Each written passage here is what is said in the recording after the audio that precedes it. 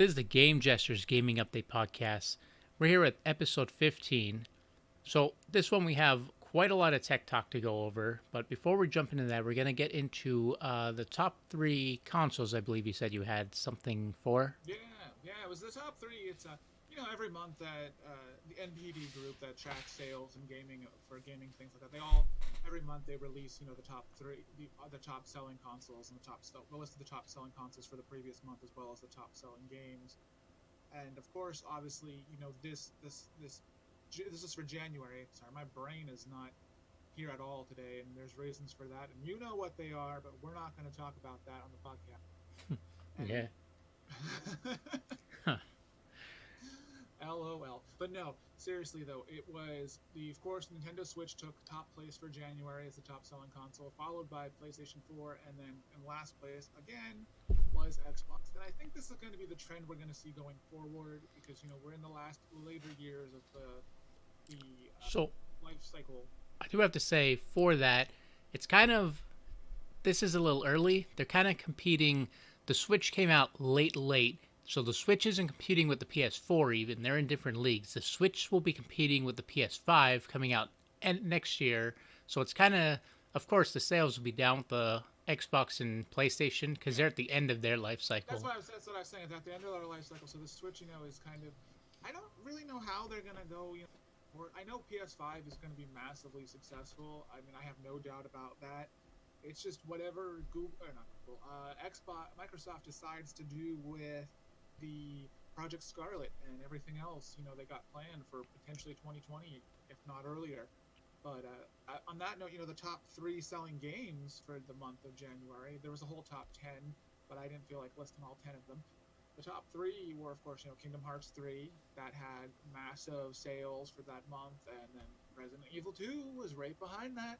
As much as people doubt it, it was right behind it. And then finishing, in at number 3 was the port of Super Mario U Deluxe, which nobody really expected it to sell as well as it did. Yeah, I have no surprises for all those three. Those were right there. I knew when I saw those three games, I knew they were going to be really well. And especially even now, we're going into March, and the only games I think that got 9 rating and higher was Kingdom Hearts and Resident Evil. They're the two highest rated games of this year so far. It might be a little too early. They might get forgotten about later in the year for a game of the year. I think they definitely will. I think right now I don't think there's a game of the year contender. Yeah. Although I know you've been playing a lot of Apex Legends. I haven't. I have. It, but I've been on the binge. That could very well. I don't know if it's ambitious enough to take Game of the Year, but it is definitely a candidate for taking, like how they have the multiplayer categories where it's like best continuing ongoing game and things like that.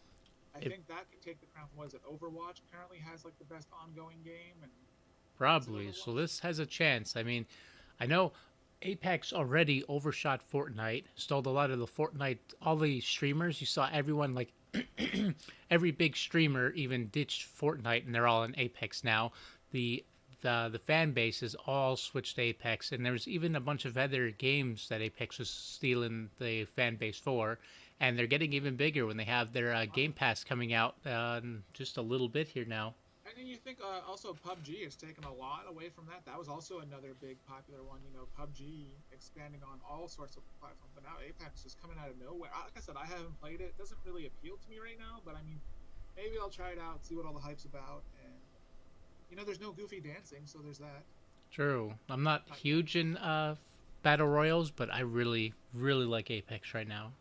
So it's got my thumbs up, seal of approval. Those were the top, the top thing. Of course, the top 10. There are also some surprises amongst the top 10. Assassin's Creed Odyssey and Super Mario Odyssey are both within the top 10 for the month of January. So that's two different Odysseys, but they're there. GTA 5 is probably still there. I didn't check, but I wouldn't be surprised if Mario Kart was, of course, there as well. So, it's always interesting. You never know how the top 10 games are going to go from. So. Yeah. So before moving into our tech talk, which will take up a lot of the show, I'm going to give us our usual gaming updates here. So first we got Capcom announced that they have no plans at all for DLC Correct. for Devil May Cry 5. So Correct. that's pretty much everything in the base game. Everything's going to be included in the base game, which means the full story is going to wrap up with no DLCs, nothing cliffhanger at the end. There won't be anything for DLC. So this might be the ending of this might be the last time we see Dante. This might be their wrapping up his storyline.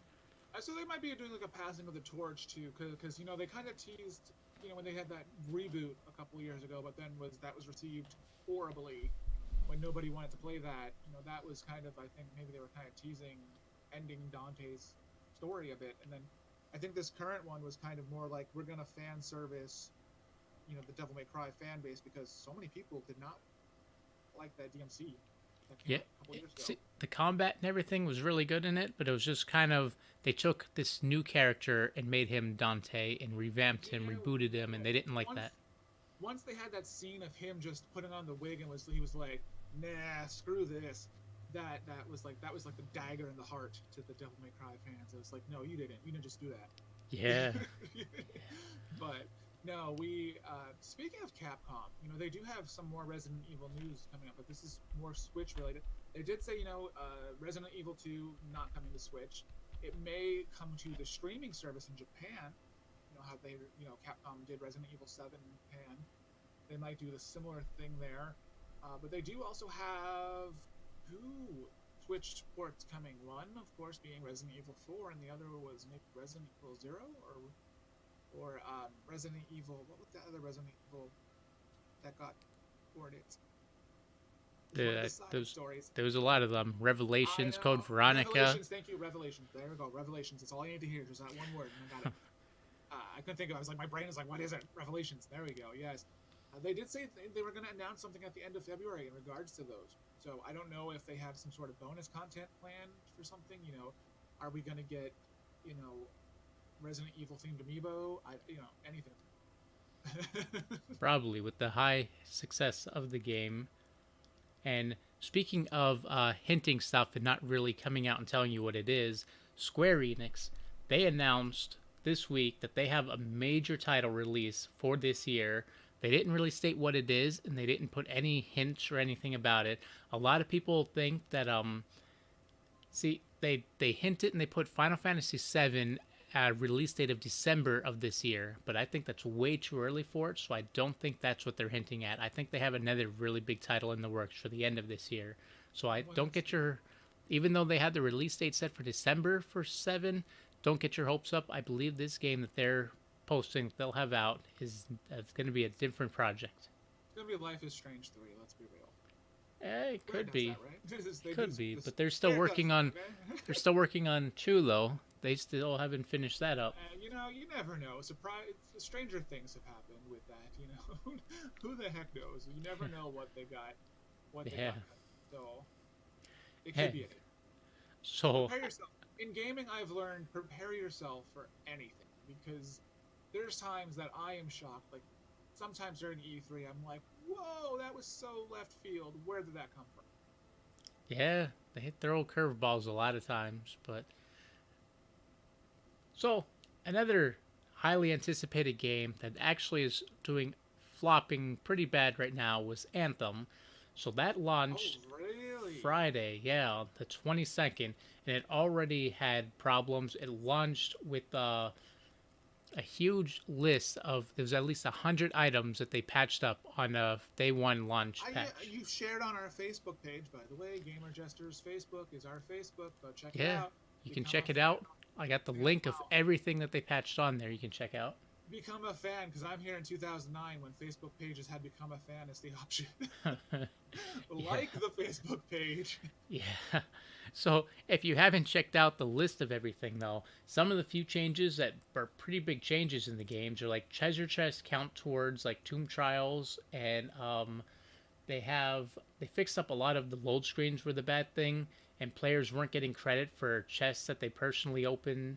There's a bunch of little things that really added up, and things that you can't really have on launch. So at least they fixed them up. Hopefully we don't have a revision of Fallout 76. Hopefully that day 1 launch fixes it up. No, we don't want to think of that. but did they say anything about sales yet? I obviously sales information is probably too soon unless they usually sell like really well. They don't brag about sales in the first week unless it's like we're proud to announce Yeah. we hit 1 million sales, 3 million sales, whatever, and No, I did they don't. say anything, No, no, about that? I haven't seen any sale things yet. But I guess for how kind of up and down the game was doing, they probably aren't doing really well in the sales yet with all their. That was kind of my fear with this game. I thought it was going to go that direction. I thought it was going to be problematic, and I didn't want to say it. I didn't want to say it because I wanted to be positive, but not surprised. I Honestly, think not it's surprised. mostly they're probably the bugs. I mean, they have huge potential for the game. I really like the flying around, but I feel the Yeah, combat's the a little game has slow. that. I would agree. From playing the demo, I would definitely 100% agree with that. And yeah, it has massive potential, and it's just whether or not at this point they're gonna take advantage of the other. If they can fix the crap that needs to be fixed, then they might avoid a Fallout 70 kind of situation here, and that would be the best interest of everybody. Yeah. Speaking of games that kind of flopped down, Fallout 76 actually has a lot coming out for it too.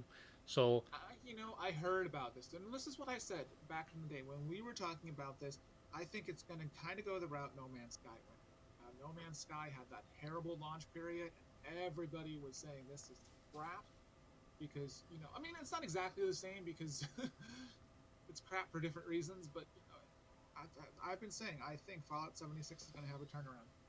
yeah, and it might. I mean, the fans are flip flop with this one, but they have three things coming out. The first one is Wild Appalachia, which drops this spring, including two new quest lines, a camp redecorating, brewing and distilling. They have different seasonal events coming out with it, and a survival game mode for PvP players.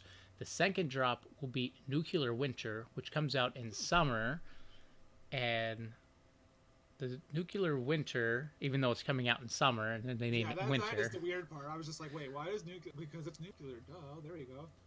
Yeah. No, but you know what? I think here's the fun part. Here's the fun part. I think this, Well, I hold on, think hold on. Before we switch, let me just shoot all three of the updates out, and then we'll jump into a side topic. you switched. I gotta snap your fingers when you switch. Yeah. Well, I didn't. I'm still on. Still on. So the Nuclear Winter, it's completely changing the rules of the Wasteland. Details. They didn't really release a lot of details about it, but Bethesda expects to address the upcoming months what to expect for it. That's going to be, you can look forward to Vault 96 and Vault 94 are going to be popping open soon. And the third one was Wastelander, which is set for fall of 2019. So that's the three things that they're bringing into it. Well, that's good because this is what I was saying. Bethesda. I think they're committed to this game regardless of how much needs to be fixed. They're committed to because it's their first big multiplayer experience like that. So I think Yeah. maybe they're hopefully listening to what the fans are saying, and they could incorporate a lot of that into the fixes and upcoming things. And as they work on it, they're getting the experience and they're finally learning how to do it. So the So they expansions could could do be better.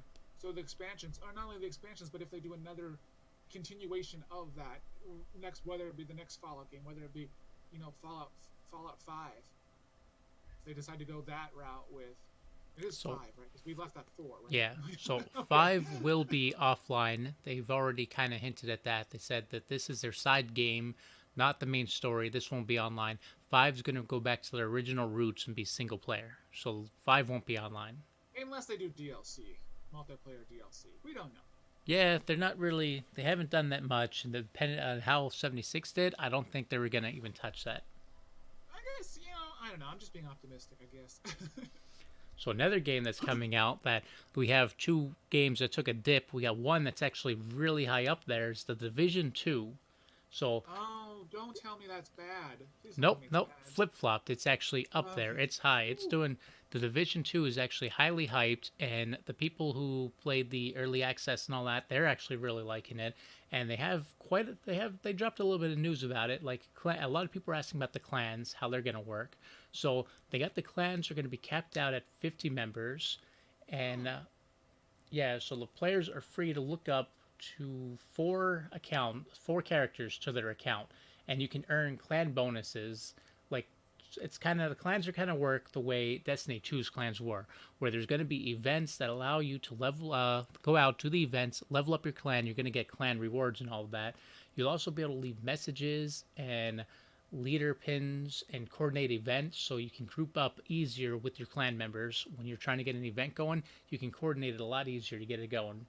If But you also, get it, if you get it on PC, be in my clan because I got it for free. So oh yeah, there we go. yeah, for part of my computer, the deal was, if you got this part of, I think it was my video card. It might have been my video card.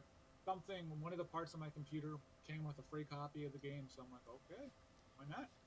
Well, now I'll have to jump in and clan it all up. But the one thing with the clans, they won't be available from the get-go. You will have to unlock them through the story progression, and it'll be a little bit later in the game that it'll unlock and you'll be able to jump in. Oh, nice. Yeah. So what else you got for gaming updates? So I have I have something, but I'm trying to remember it, so I was hoping that you had the time Oh. to fill it in. yeah. Well, I have a little controversial topic I can fill in here. I know how much you love your controversial topics. I love it. Bring it, because it's good for the trailer. When I be like, on today's episode, we have. So- Yeah, we got Microsoft. So their HoloLens that they were pushing for their VR kind of experience, the HoloLens, it was just bought out by the military. The army has it now. And Microsoft is apparently not happy. All the people who are working for they're protesting it. They're petitioning against it. They don't like that the army has it because they're all saying they want for peace, not war, or something. I forget what they're going for, but they are not happy that Microsoft is using it for the army. You know, And- I don't think it's a bad thing though, because Right? there's a lot of amazing tech in the HoloLens. So if it's in the hands of the military, that's not a bad thing. See, To there's me. two things that I think going for it. The army, it's being used for good. It's not a weapon or anything. It's usually to help prevent killing and deaths and all that. They're going to use it for like to help training situations and Absolutely. to get in and get out kind of things, and it can help them spot like friendly versus enemy. There would be less friendly fire if they can utilize it pretty well. And the army, they have a lot of money. They're big. They're massive. Microsoft with this deal, they're set. Those people, they have job security for a long time now. They're not going to run out of run out of work. That's the thing, though. That's the thing, because when we first saw the Hololens at E3, you and I talked about the endless possibilities that it provided, the potential tech that it could produce, and the Yeah. things that it could have been capable of. Its E3 appearance was amazing. Yeah, they showed up, like, the tech was phenomenal. Like, it was like we hadn't seen anything like, I mean, at that time, we really hadn't seen anything like that. So that's a phenomenal thing. And I could see, Yeah. on the other hand, why, why they're, but, if it's at least, if it's going to be utilized for something, I'm happy that it's utilized on that grand scale, to be honest with you. While we're on the topic of HoloLens 2, another one that kind of overshot it and kind of took, like, we had Oculus, that was the one. Oculus, HoloLens, then there was the HTC Vive. So at the tech show, they had another headset coming out, the Vive Cosmos, which I think I'm probably going to go and get this one because this looks amazing. It's pretty much a really high-powered version of virtual reality. They have 2 extra cameras in the front to help pinpoint your tracking and make it precise with the movements. It's going to be wireless, that you can move it from the base station, so you can actually move around the house, leave with that. It's going to be portable, and it looks powerful. It looks really strong, and I'm pretty sure that they're setting it up for augmented reality. I'm pretty sure they're putting these, because the way they have the cameras set up, that they can see all around you. I'm pretty sure they're aiming this, and now it's portable, that you can go out in the future. They're going to have some kind of update where you'll be able to go out in the real world and play your video games, like change your whole living room into the video game now. Into the whole video game, you can immerse yourself, and that's really cool. Yeah. So the Cosmos, this looks wild, and they haven't announced a date on it yet, but they're expecting sometime early 2019. They're going to have the release date for it and the price for everything. So I'll keep an eye on it, and I'll let you know when that's coming out. Yes, keep us up there, because that sounds really, I mean, it's probably not going to be something that I'm going to, obviously, get right away, if ever, but Well, it'll be pricey. Well, that's what I mean, because you never know with these things. But Yeah. no, I just realized as we were discussing, the gaming news that I had was in regards to the Resident Evil stuff on the Switch, and we already discussed it. so, Oh, so I'm like, okay, that's what we were talking about. Oh yeah. man, it's that kind of day. I'm telling you. Did you have more to add for it? I didn't have anything more to add. Like I just said, there's the Capcom must have some sort of announcement regarding it. It's the end of this month, and yet I've been searching here frantically looking for updates, and I'm like, well, what updates do we got now? What updates do we got now? And there's nothing. Although I will say, the I was talking about there's a fan-made Maniac Mansion project that's coming out that's in the style of Day of the Tentacle, and they created a game after Day of the Tentacle, and they did a sequel to Day of the Tentacle, and I've been playing the heck out of it, and it's really good. It's called Return of the Tentacle, fan-made project. I think it's only like a first. I don't think that's a complete thing, but it's pretty good. I'm thoroughly enjoying it. The voice acting's a little not so good, but the rest of it, the aesthetics, the humor, and everything else they captured Day of the Tentacle perfect. That's the only other update I had as far as game. Huh. I actually want to try to get the developers on this show for an interview, so that's something I'm going to be pushing for because they're passionate about it, and I love that series. So I'll be like, get on this show. Yeah, I mean, we're always pushing. We're still trying to get Jack Black here. If you're Yes, listening, Jack. Oh, we know you're out there listening one day. But Okay, so yeah, that'll be a start if we can get them. the problem is I think I'm gonna have to learn. Might have to learn Dutch because I don't think they speak English. Oh, that might be a problem. I can do it.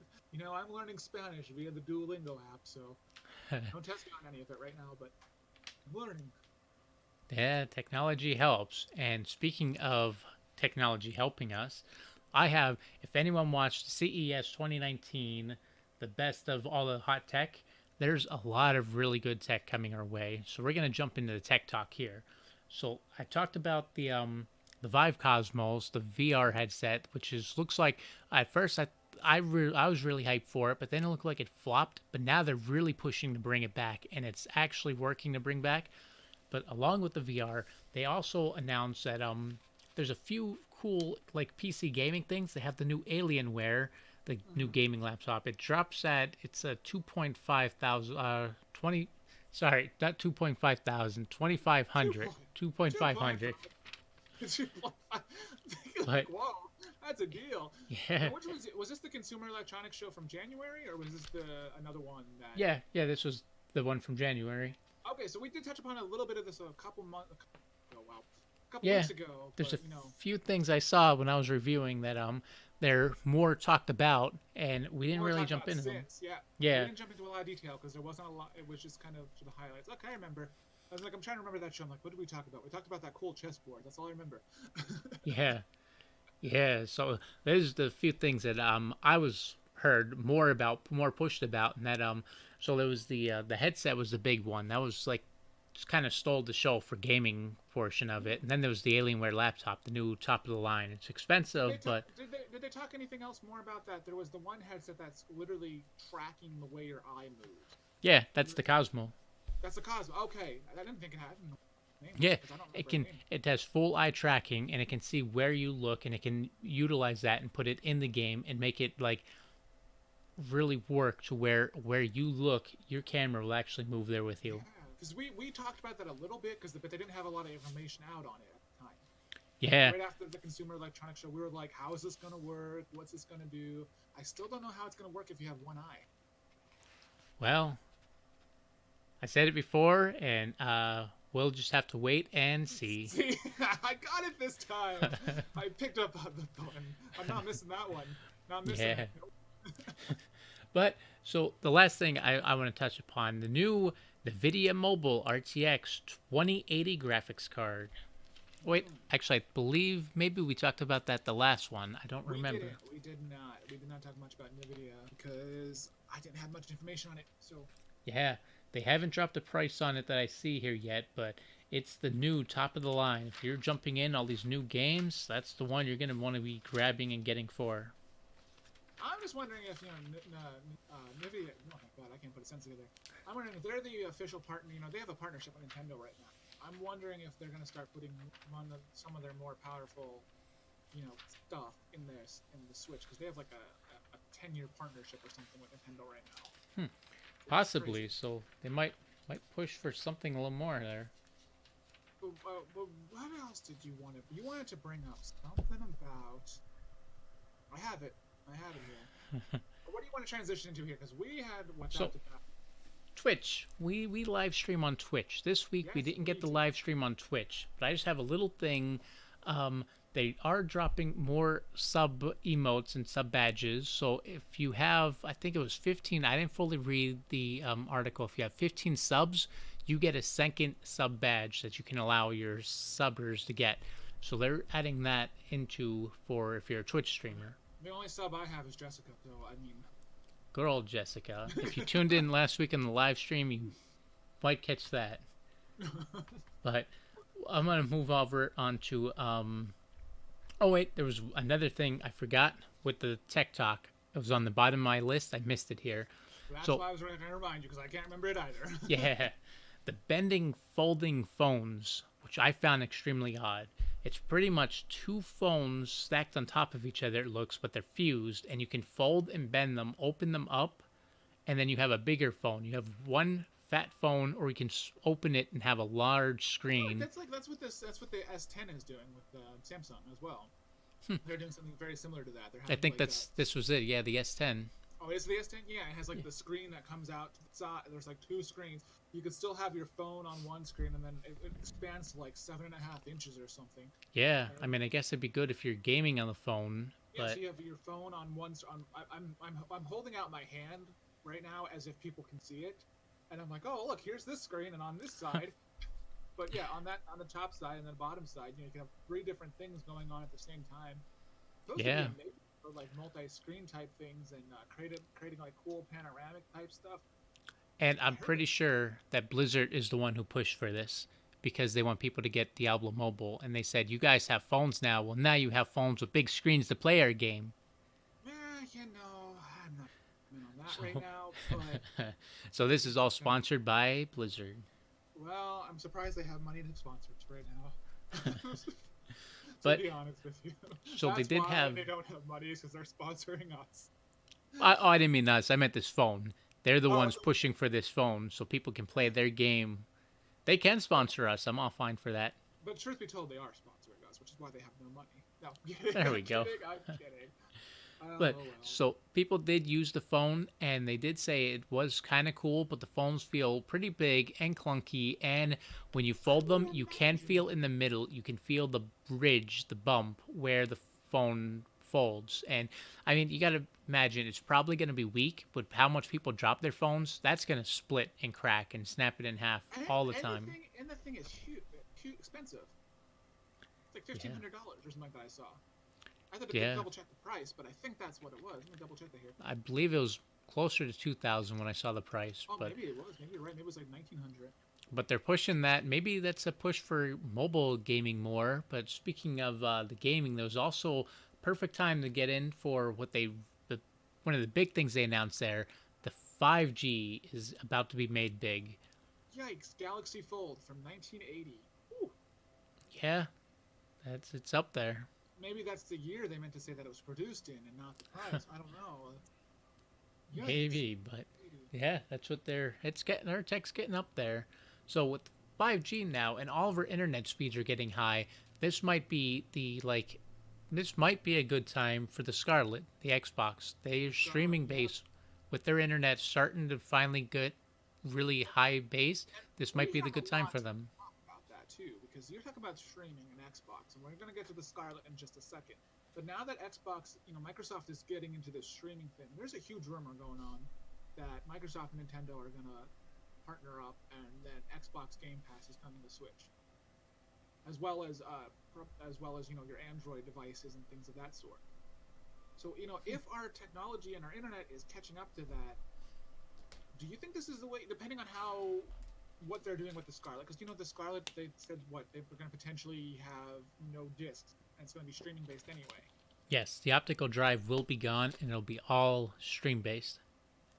So do you think that if this is where like so if Microsoft doesn't do well with the Scarlet, is you think Game Pass is that kind of their way of like going, hey, not necessarily that they're going to get out of the console race, but do you think that's something that or are they just going to try to push the streaming as Well, their they streaming console, and then maybe do away from more traditional consoles, and then well they have their chew. They still, in case streaming doesn't do good, they have their doesn't do well. My apologies.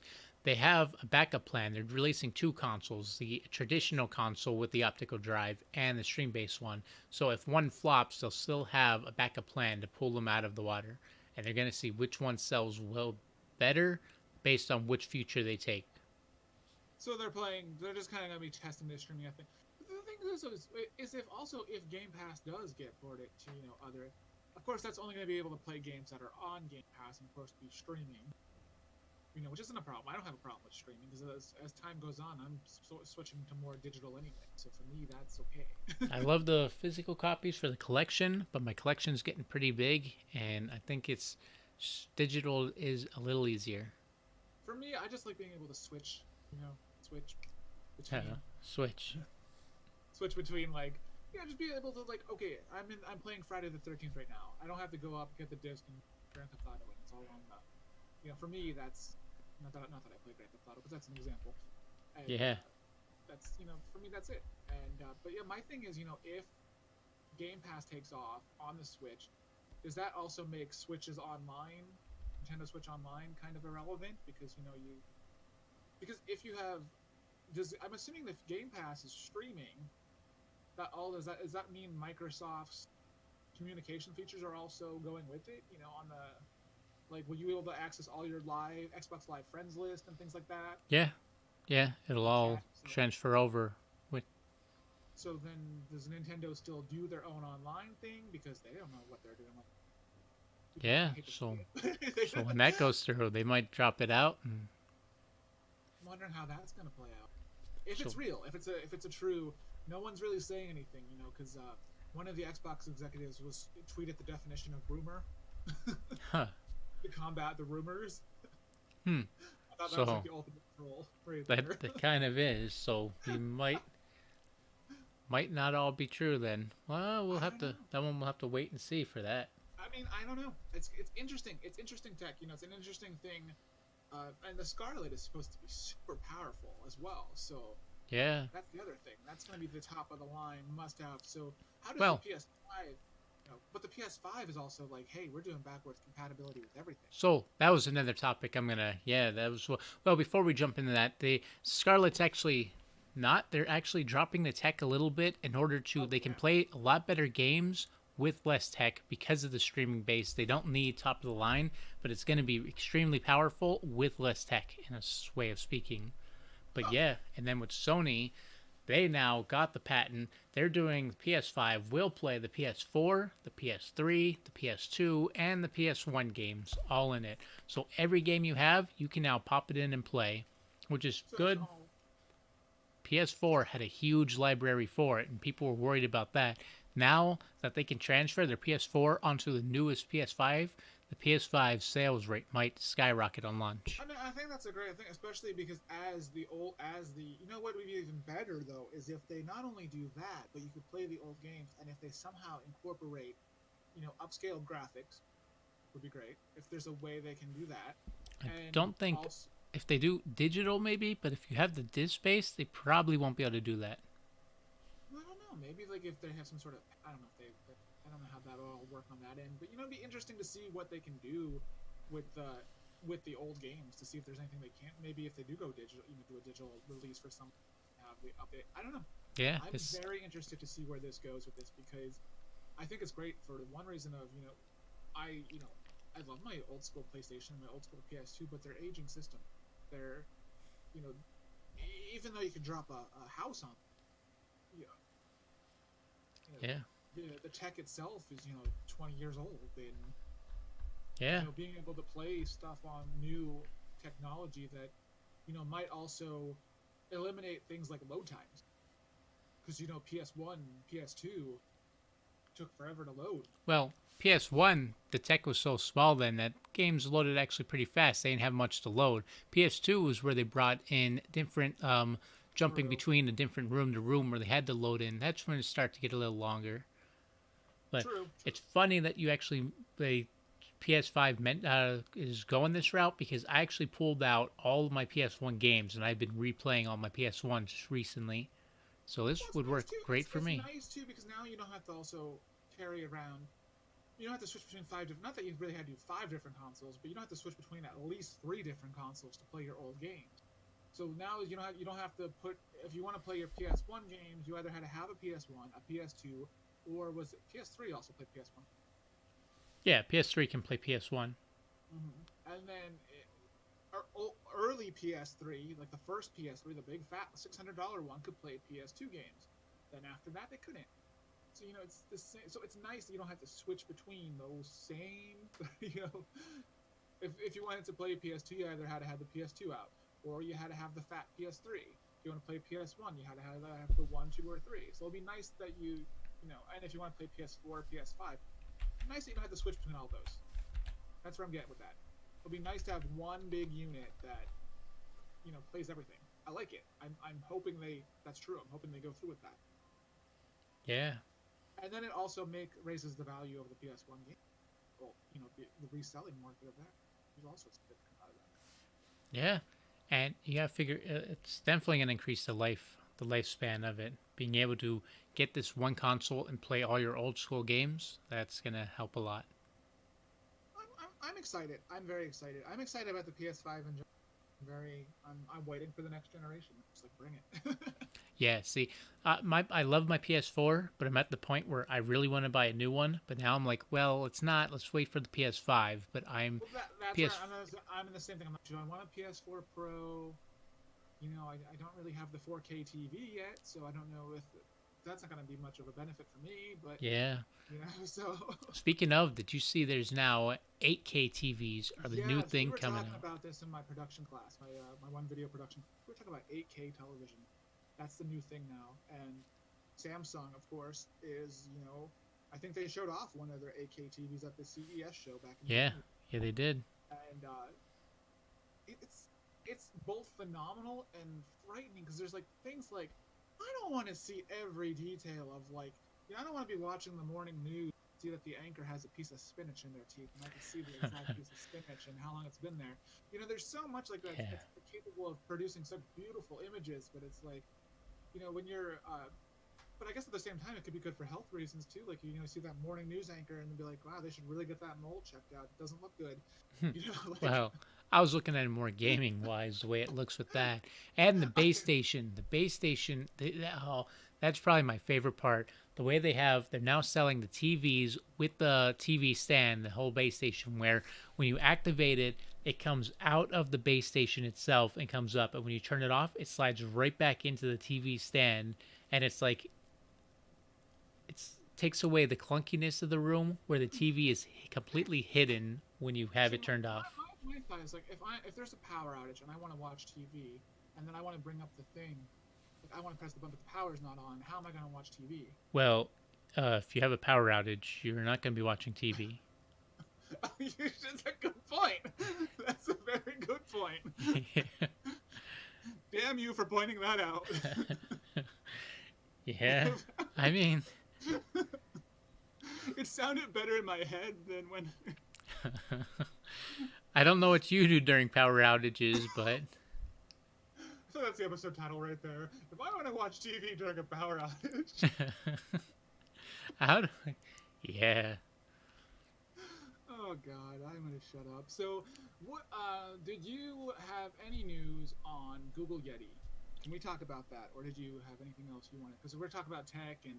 Yeah, no, we can move away from the tech, and you can take it with the Yeti thing you have. So I don't have a lot on the Yeti. I haven't that on Tuesday just Tuesday, Google announced a keynote presentation of the Game Developers Conference in San Francisco on March 19th, and they're going to be talking about the Project Stream beta that was going on, that was in tied with what was it, Assassin's Creed Odyssey. Because they had a 3-month demo stream that allowed users to play Assassin's Creed Odyssey in Chrome for Mac, Windows, and Linux, as well as Chrome OS. And this is where people are saying that on this event on March 19th, this is where Google is gonna drop drop the bomb of what if they're doing a gaming console or what's going on with the whole Yeti project and everything associated with it. So is it something that they're gonna be like, yes, we definitely have a console that we're coming out with, or this is how we're doing the project stream and it's available now on this to the public. So it could kind of go.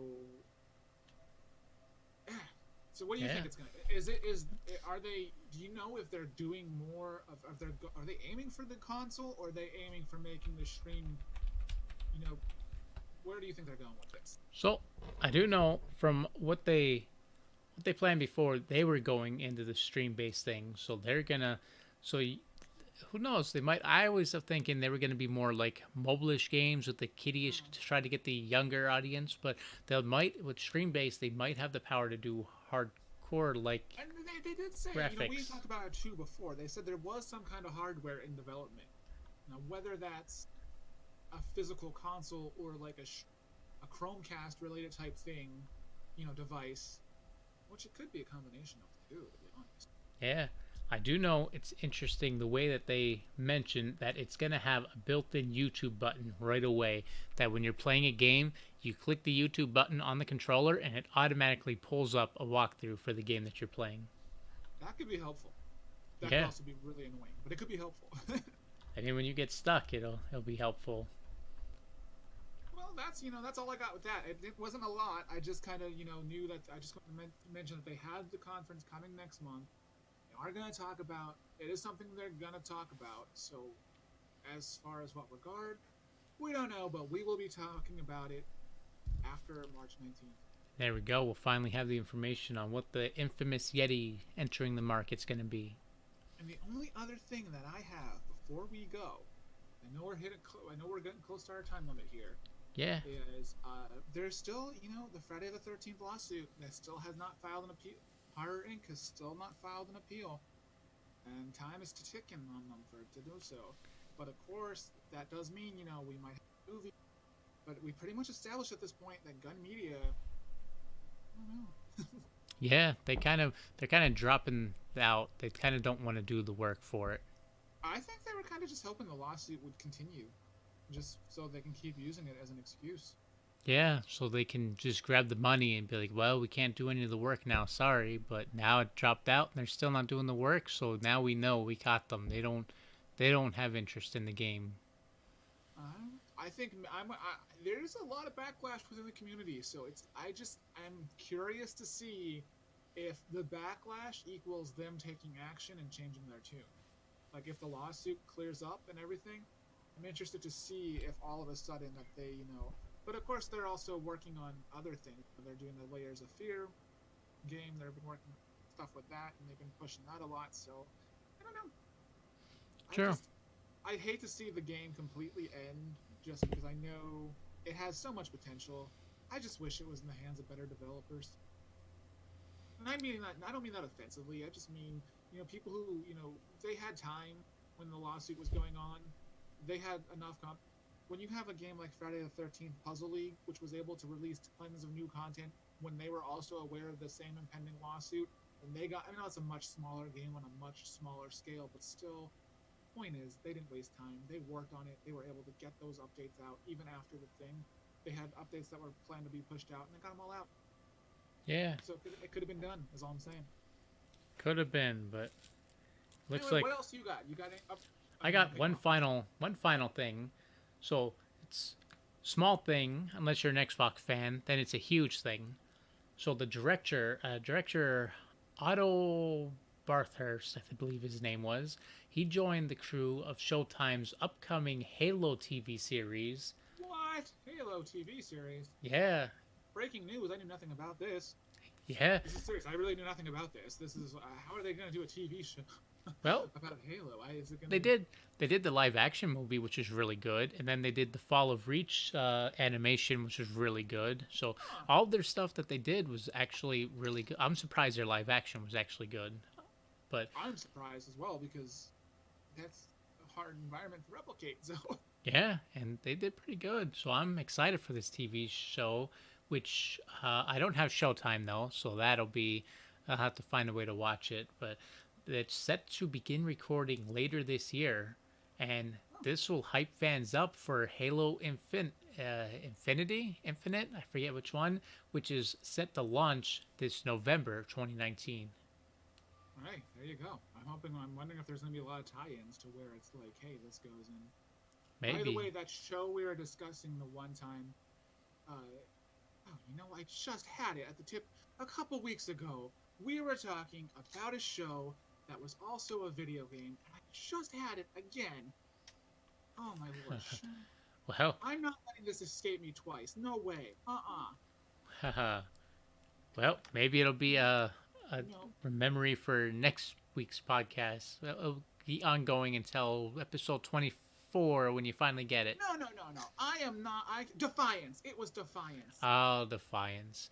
Defiance started out as a good TV show. The game flopped, and the TV show kind of flopped as well.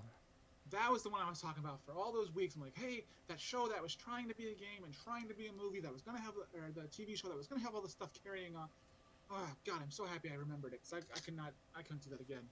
I couldn't sit through it for 2 more weeks thinking, what is it? What is it? I remember Defiance. That could be a long topic there, which we don't have time for. But Another topic on its own. But I was hyped for that, and then it flopped. but now I was gonna say something because, oh, that's what I was gonna say. Closing out this podcast, I do want to announce, we did have our Friday the 13th contest that was going on for our 13th episode.